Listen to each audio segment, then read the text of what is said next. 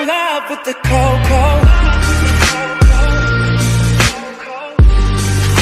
I got it for the long, long, long, long, long. And features are all made with the idea of making gaming as good as possible. Build quality. If you've ever seen a Razer gaming laptop, you've seen the matte black finish with the logo on it. This is that same finish. No, the logo doesn't glow RGB or anything crazy like that, but I kind of like the stealthy look, even though it's kind of a... So instead, they're giving us massive stereo front-facing speakers flanking the display on either side. It's a place to put your thumbs while gaming, and they also happen to sound absolutely incredible. Loud, full, crisp, and surprisingly little distortion actually at high volumes.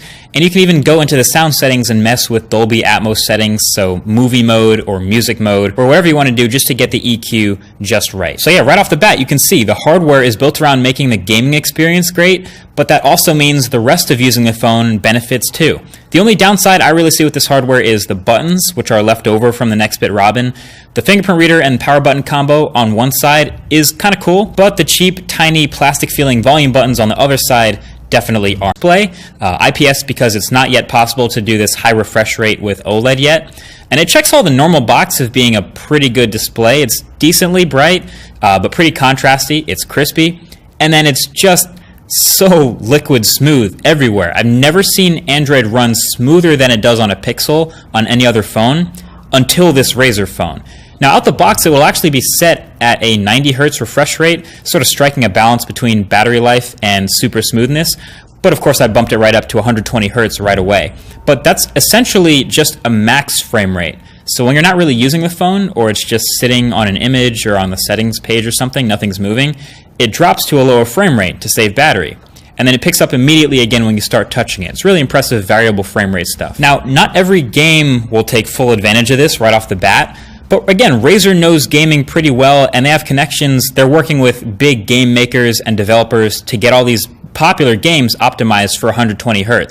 So in the next couple weeks, we'll burn through battery pretty fast.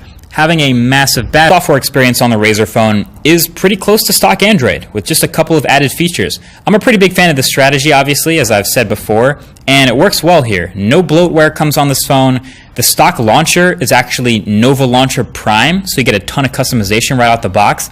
And while it's launching with Android 7.1, they are promising an Android Oreo update first thing next year in Q1. So that's another advantage to being near stock. The cameras on this phone, I don't expect that to be too much of a focus, no pun intended, because mostly they have nothing to do with gaming right now. But for what it's worth, there is a pair of 12 megapixel cameras on the back, f1.75 on the main camera, f2.6 on the secondary telephoto lens, and it's rocking an 8 megapixel f2.8 wide angle front facing camera that you can see in the speaker grill. And the THX certified part, but not bad.